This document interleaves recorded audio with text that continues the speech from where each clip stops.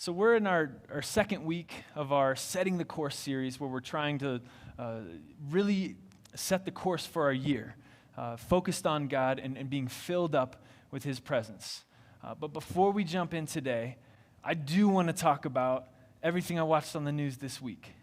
So I don't know about you, but particularly Wednesday was difficult for me to focus. Right, a lot of things happened, a lot of unsettling things, and perhaps most unsettling is this isn't unusual. Our nation has kind of developed a penchant for fighting, for not just squabbling, but rioting, anger, destruction, vandalism. And I just want to speak from the pulpit to start out, any sort of rioting is wrong.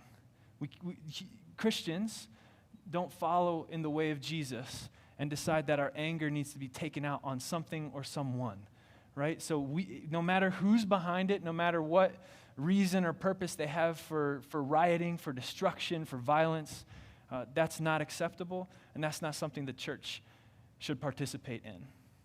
Secondly, another feeling that came across that I just want to mention, in watching all these news events, I saw a couple flags that had Jesus' name on them at the rallies.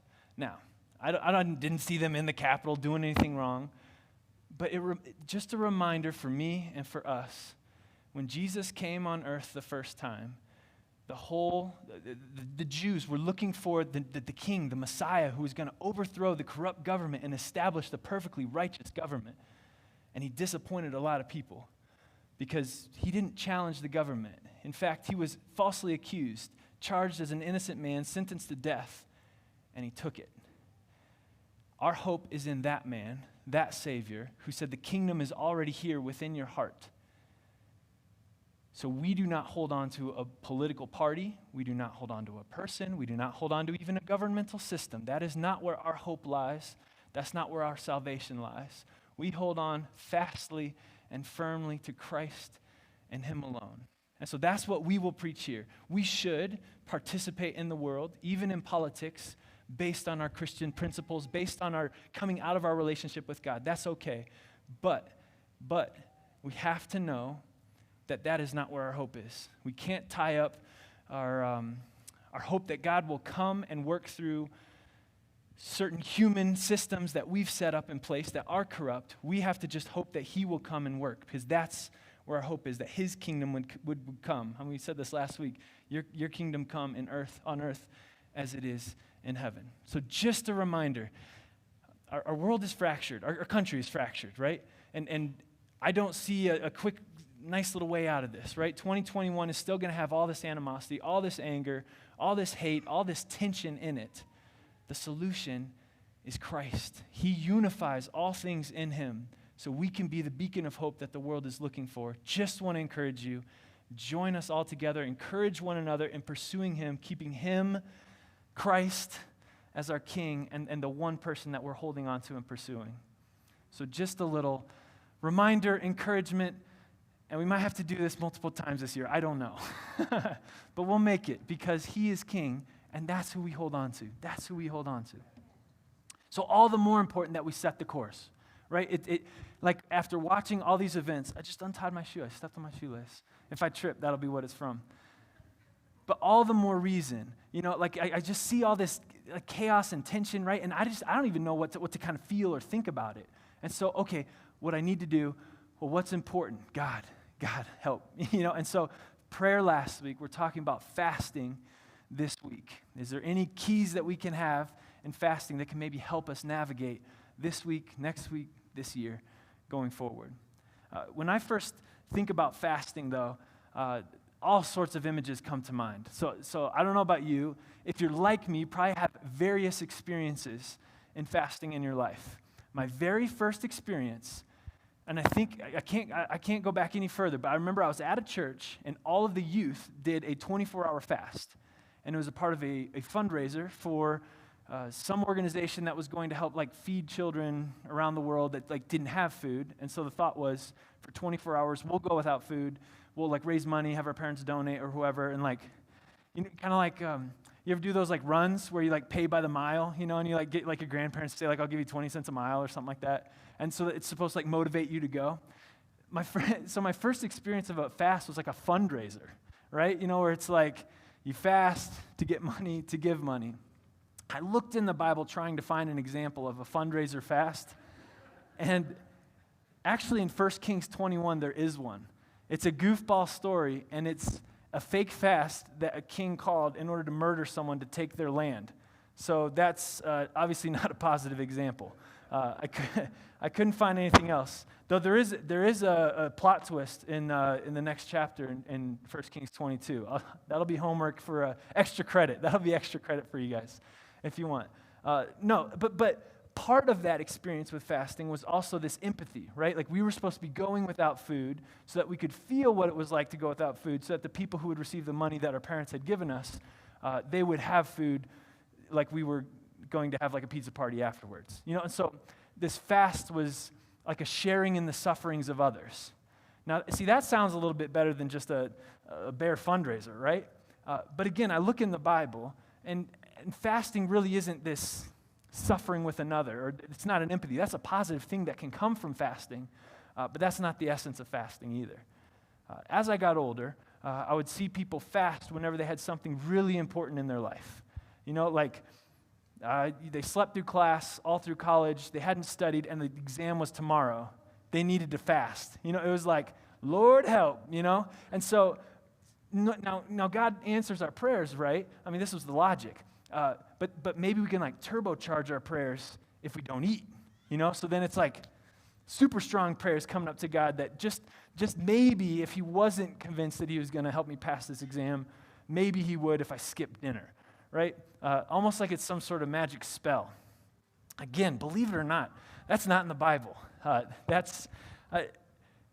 feel like that's our attempt at trying to make God work. You know, like how can I get the things that I really need to get? Prayer's not working. Well, what if I like further suffer myself, you know, and really let God see how much I want this, right? I mean, it's a very human argument. But again, that's not actually in the Bible. So we're going to look biblically. What is fasting? What does it look like? And it's kind of interesting. There's not a lot of teaching about fasting in the Bible. It wasn't in the law, so God never told Moses, the Israelites, God's chosen people, to fast. Jesus never tells his disciples to fast. He assumes they are, and he says they will once he leaves. But because they're not there, he never actually teaches them, well, here's how you fast. In all the letters that are written to the early church in the New Testament, it's never told to fast. We have examples of people who fast, and I'd say 3 passages that teach how not to fast. So we're going to look at one of the not to fast, but first we're going to look at an example. Because just like prayer, last week we said prayer is less about what you're saying and it's more about who you're being. Fasting is all about our posture. It's about, well, what are we doing when we fast? And there's an example in 2 Chronicles that I want to read with you guys this morning that has a prayer attached to it that gives a little window into the heart of why do we fast. And it's the proper posture that we can use to make sure that we understand what are we doing when we're fasting. All right, so we're in 2 Chronicles 20. So jump there if you've got a Bible. We'll have it up on the screen. We'll have it on the screen even if you do have a Bible, believe it or not. We'll read the first 9 verses and then verse 12. 2 Chronicles 20, 1 through 9, and then verse 12. After this, the Moabites and Ammonites with some of the Meunites came to war against Jehoshaphat. Jehoshaphat was the king of God's people, so he's the good guy in this story. Some people came and told Jehoshaphat, a vast army is coming against you from Edom, from the other side of the Dead Sea. It is already in Hazazon Tamar, that is, in Gedi. Alarmed, Jehoshaphat resolved to inquire of the Lord, and he proclaimed a fast for all Judah. Judah was the kingdom that he was king over. The people of Judah came together to seek help from the Lord. Indeed, they came from every town in Judah to seek him. Then Jehoshaphat stood up in the assembly of Judah and Jerusalem at the temple of the Lord in front of the new courtyard and said, and this prayer gives us a little bit of a window into what's going on inside of his heart when he declared this fast for the kingdom. Lord, the God of our ancestors, are you not the God who is in heaven? You rule over all the kingdoms of the nations. Power and might are in your hand, and no one can withstand you. Our God, did you not drive out the inhabitants of this land before your people Israel and give it forever to the descendants of Abraham, your friend?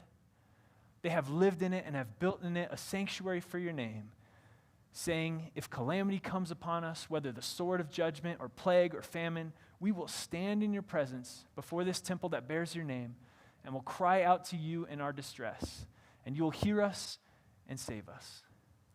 Our God, will you not judge them? Oh, I jumped down to 12. So I skipped the 10 and 11 just because I don't want to read too much Bible for you guys. I got to, again, give you guys some homework to do. But he essentially says, here's what's going on right now. Like, here's this big army that's coming. If you're reading your Bible, you can double check. And then his kind of conclusion on the prayers is 12. And so I want to make sure that we've got the book in there. Our God, will you not judge them? For we have no power to face this vast army that is attacking us. We do not know what to do, but our eyes are on you. And I like that last line, we do not know what to do, but our eyes are on you. This prayer accompanies what the fast is. There's no big deal about the fast, right? There's no fanfare like, whoa, this army seems like it's the kind of one that needs a fast.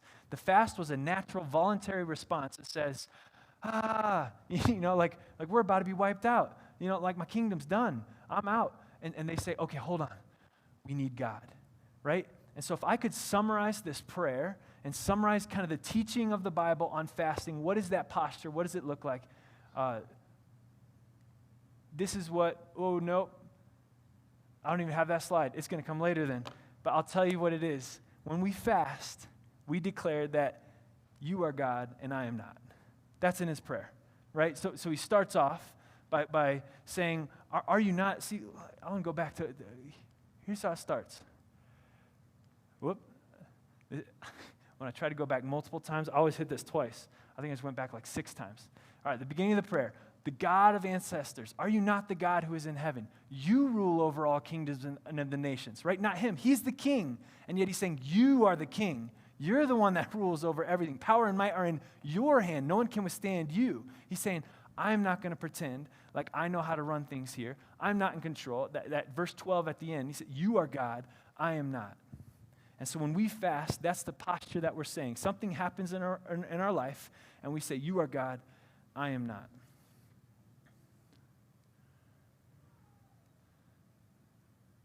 Oh, you guys did that. Thank you. Thanks for sliding that slide in. Man, I'm telling you, this thing, it's more of a curse than a blessing. Like, I'm really just following whatever I click and whatever screen comes up, I've got to go to. But I appreciate that. So I want to talk a little bit about this passage. Why do we fast to say you are God and I am not? Why don't we just say it? Well, for one, humanity is incredibly dependent. In order for me to get here this morning, I had to depend on a car. I had to depend on a coat to keep me warm. But even before that, like I ate breakfast this morning. Otherwise, I'd probably be faint up here and not be able to even talk. But before that, I had to put product in my hair, product under my arms, right? Like I'm dependent to even be presentable. Sorry, hon. I know you told me to take that out. And then...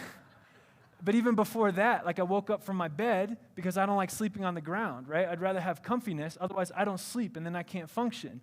Oh, but I don't actually sleep on the ground. I sleep on the carpet because I need a house because I can't stand the cold that's outside. So I'm dependent on that. Like if you put me outside with absolutely nothing, like that one TV show, like just start a countdown clock like before I die. It's like I can't sustain myself on my own. And even if I could go gather berries, it's like, well, I'm dependent on berries. Right? Like one of the qualities about God that makes God God is his self-sufficiency. That he doesn't need anything. Right? Like he didn't need to create the world in order to sustain himself. He just was. The only being in the entire universe that can exist by themselves. Humans, incredibly dependent. We forget that sometimes. When we fast, we remember. It's inescapable. For this 21 days of prayer and fasting, I'm fasting lunches.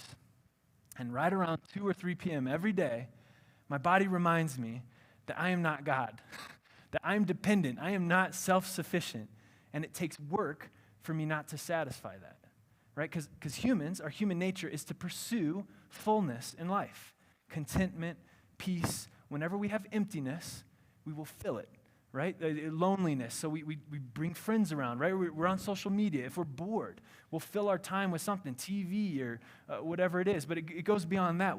Whatever desires we have or any sort of emptiness or lack that we feel, we'll pursue it, right? I mean, if we're cold, I mean, this is human nature, right? We build, skin suits, and all of a sudden, hey, that was nice. We build houses. That's good. That's a good thing. But we aren't very good at living in lack, in emptiness. What does fasting do? Well, it reminds us that we are empty. We ultimately need to be filled by God alone. And for me, if I'm just going about my everyday life, I don't necessarily need to be filled because I do a good enough job myself as a human. And fasting slows us down and reminds us, you are not God. He is God, and we need him to fill us.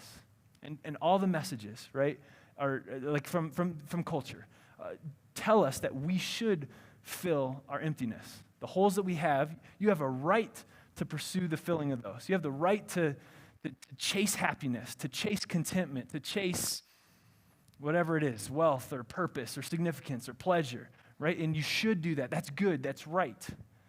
But when we fast, we say, no, I refuse. I don't want to follow the way of the world. I want to follow the way of my Lord. And it's a life of sacrifice, of suffering, and of dependence on him.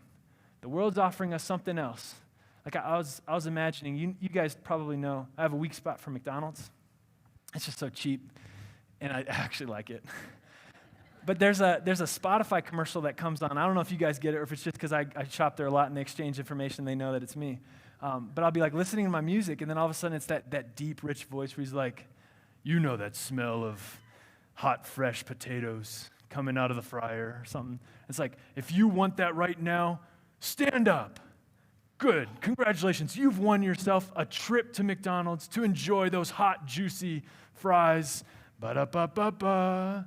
And it's like the whole thing is trying to evoke the sense of yes, I must fulfill this need. To me, that's what I view the world as like. Fulfill your needs. You want this, do this, pursue your emotions, your passions. If you feel it, it's right.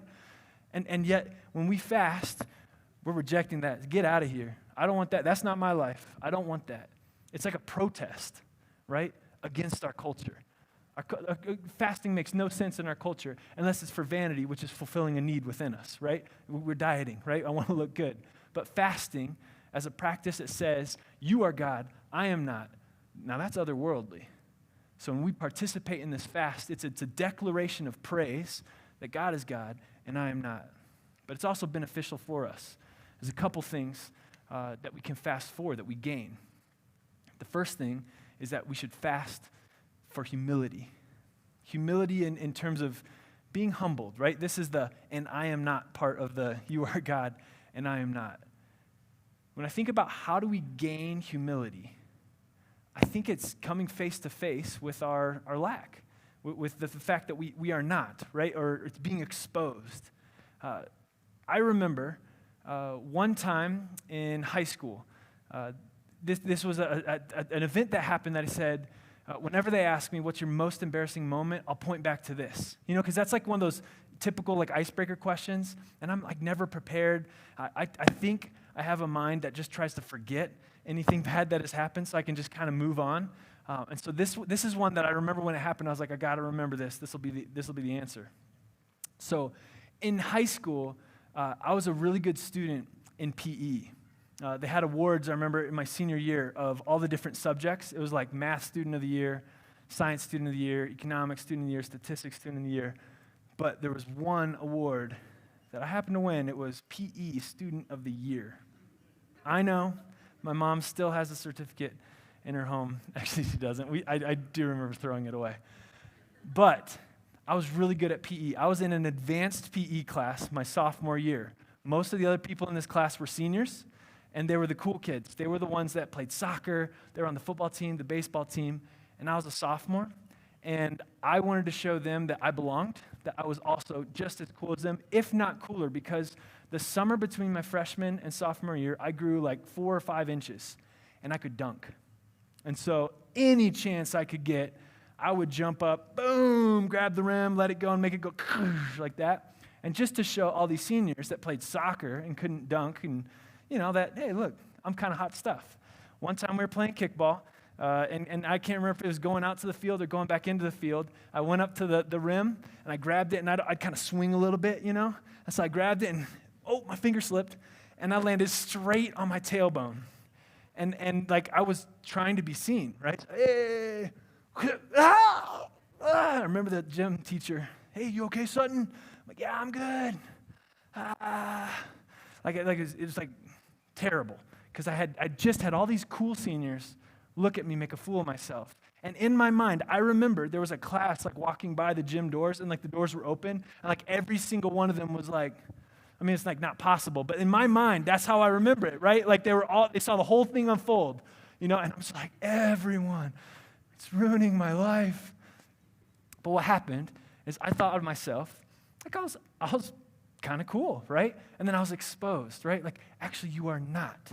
Like, this is, to me, what fasting does for us. Like, just in everyday life, we start feeling like I've got everything in order, or I know the right response. But then fasting allows us, hopefully without the crash part, to be able to recognize, you know what? I'm not God. I'm not all here. I'm actually dependent on quite a few other things. But we have to recognize that in order to develop humility. So when we intentionally set out to fast, we can hopefully learn that lesson without the crash, the fall, or the humiliation. Now, the next thing that we gain, though, is we can fast for God's presence. There is a very close tie between God's presence and fasting. Now, I can't tell you that it's when we fast we gain God's presence, but there's numerous times in the Bible that attach humility to God showing up. Here's one example in the Psalms. He guides the humble in what is right and teaches them his way. Other places it talks about how he lifts up the humble, right? He puts down the prideful and lifts up the humble.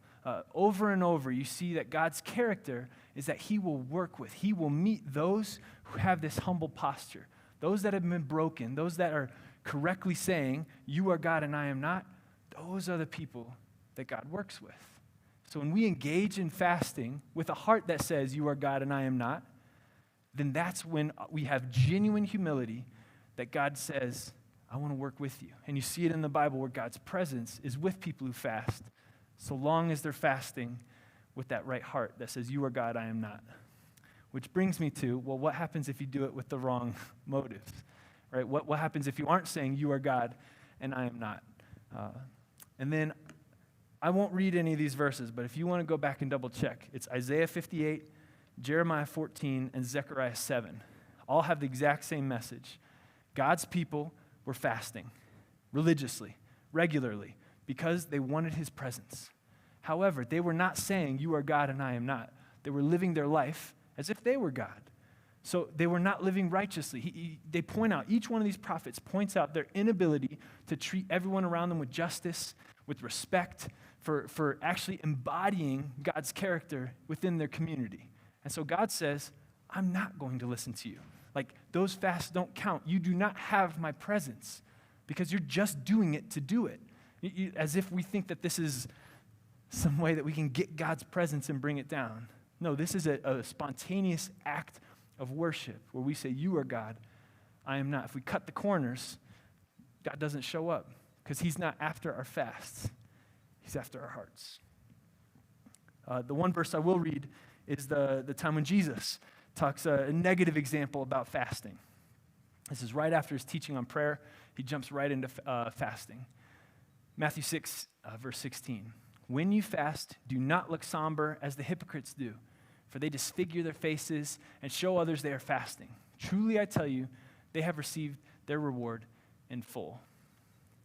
What he's saying is that if you're just going for the humility portion in order that others might see you, well, that's false humility. You aren't actually broken before God. So, these people, in Luke, it talks about the Pharisees fasted twice a week, and it was on Mondays and Thursdays.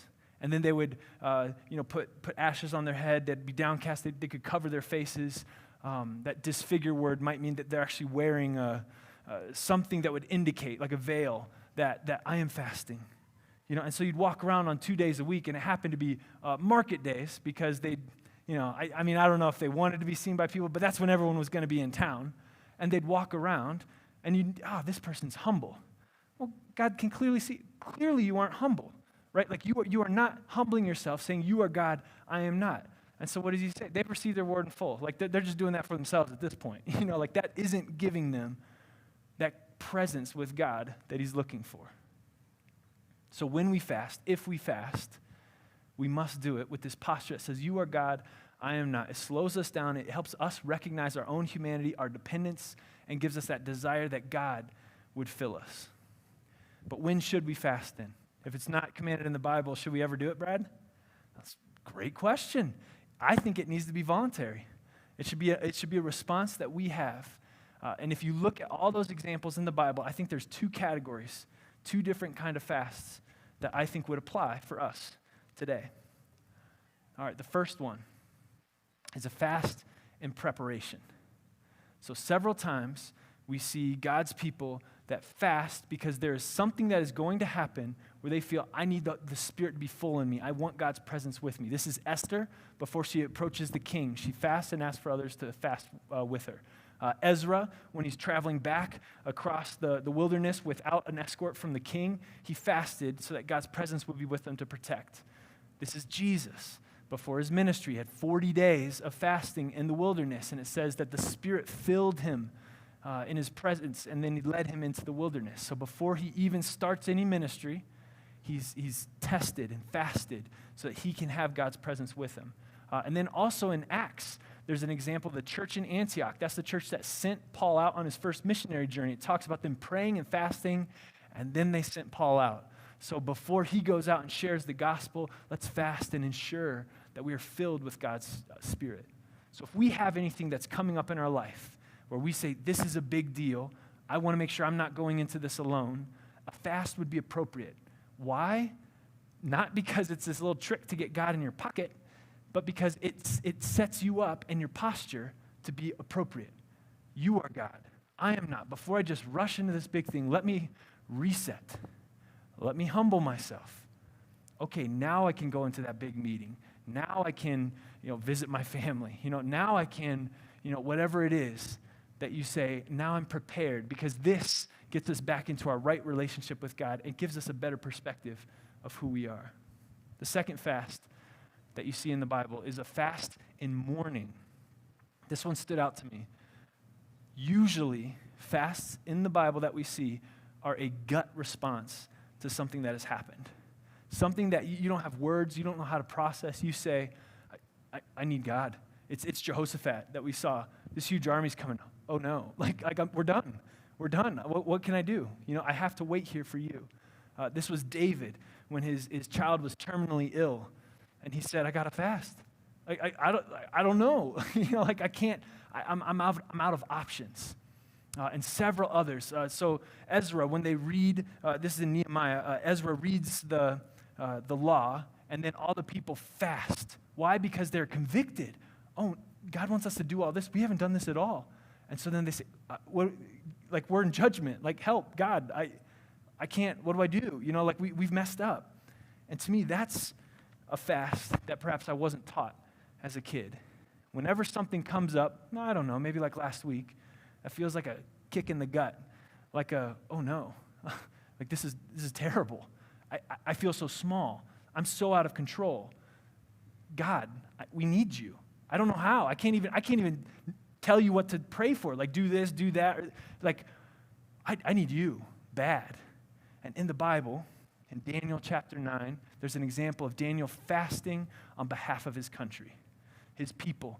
Daniel is portrayed in the Bible as one of the most righteous people in the entire Bible, and yet he is confessing and repenting for what is going on in his nation. I think if there was ever an appropriate time to fast, it'd be this week. Just to say, God, there's so much wrong. So much, I can't even figure out what is wrong. I apologize for what we've done. I apologize for how we're treating each other, even if it's not Christians, but even if it's our nation, right? But then beyond that, every single thing that we see being played out on national news, that's in us, right? No one is righteous, not even one. The Bible teaches us that anger, that hate, there's a little bit of that in us. You know, that disdain for the person who believes something different than you, yeah, that's in there. That disrespect, the choice to be selfish, to serve only my own interests, I do that too. I mean, perhaps I'm not going out and destroying them physically, but Jesus said, hey, if it's going on in your heart, it's going on, period. Let's let the news cycle, the things that break us, that cause us mourning, let that be a call for us to fast and confess on behalf of others, but also ourselves. We need God. Like I said at the very beginning, I don't know what 2021 looks like in the United States, but it's going to be fractured. We're wounded. We're broken as a nation. We need someone to unify us, someone to heal us. And the church has the answer. Okay, we need him. I feel like we got to be Daniel. Read chapter 9 and see what he does. And just say, how can we embody this on behalf of our nation and behalf of ourselves? And let's let fasting be a response to what's going on so that we can seek God's presence together. I want to leave you guys with just 3 questions. Fasting is a big conversation, a big topic. You guys all probably have different experiences with what fasting looks like, how it works for you, or different ways that you connect with God through fasting. But here's 3 that you can talk about, whether it's in your family or whether it's in community groups or even in yourself, in your own devotionals. Where do you go to satisfy feelings of emptiness? Just a reflection on you. How do you fill yourself up? How do you humble yourself before God? What does that look like? Are there other strategies that you do before God in order to say, you are God, I am not? And then last, how will you plan to fast this year? Do you want to say, if I ever get this feeling, I'm going to fast? That's my conclusion, right? Is when things get bad in my life, whether it's my personal life or that preparation fast, right? There's something big coming up. Let me just take time and reset myself, right? It's not that I'm trying to capture God and make him do my will. Let me make sure that I'm going into this saying, you are God, I am not. Ultimately, it's not about getting God to do what we want. It's about a posture of worship that says, you are God and I am not. So as we engage in 21 days of prayer and fasting, even if you haven't been engaging, I invite you, keep going. It's not like there's just 21 days to do it and then you're done. These are practices that the church uses to set the course of our life. So let's fast with purpose this week. Would you pray with me this morning? Dear God, we thank you so much for how much you care, the fact that you are God, that you are in control, that you are powerful, that you are mighty, that you have everything figured out. Even when, or especially when we say, I have no clue, I don't know what to do, just like Jehoshaphat. Lord, I pray that you would give us faith. Give us faith, give us persistence, and meet us. We give ourselves to you. We allow you to do whatever you're doing in ourselves, in our lives, in our city, in our country. We seek you and we ask, we invite you to bring humility, to bring us your presence, because we want you and we want to see you work in us and in our country. Lord, we submit all of this to you and we praise your name. You are God, we are not. We pray this in your Son's name. Amen. I invite you to stand up, sing one last song where we declare our faith in God. And then if you'd like prayer, I'll be up here. We'll have prayer team members as well, and we can pray with you.